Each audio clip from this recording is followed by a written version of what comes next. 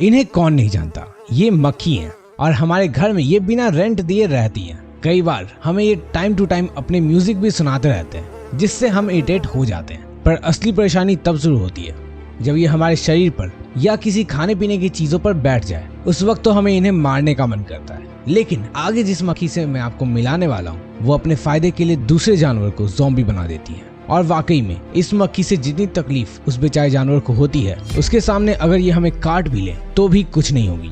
तो आखिर कौन सी है वो मक्खी जो अपने फायदे के लिए एक बेचारे जानवर को ज़ॉम्बी बना देती है?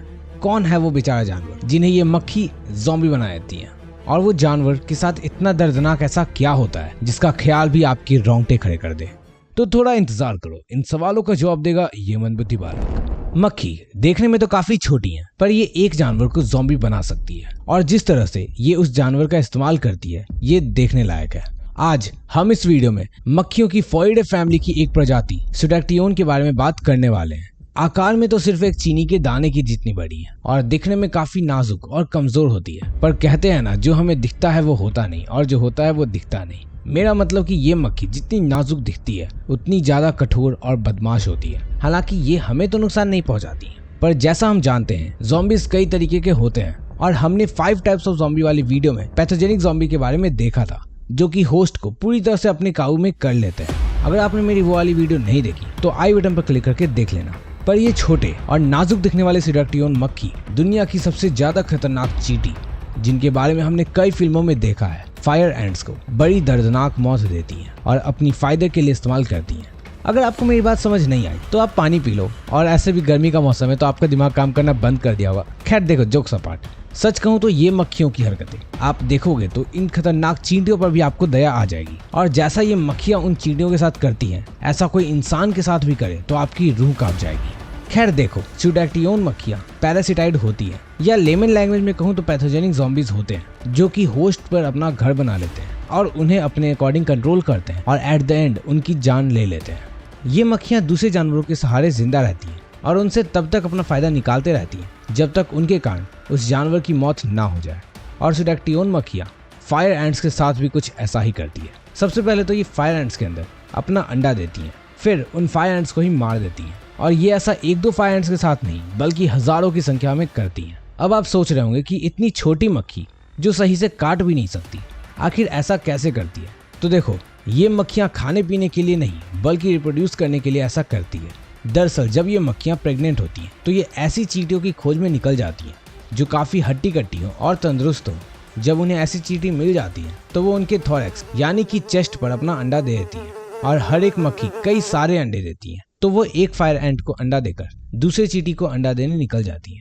इसके बाद सुडैक्टियोन मक्खी उस एंट से कोई कांटेक्ट नहीं रखती। अब आपको लग रहा होगा कि मामला शांत हो गया, पर नहीं, अब तो असली खेल शुरू होता है।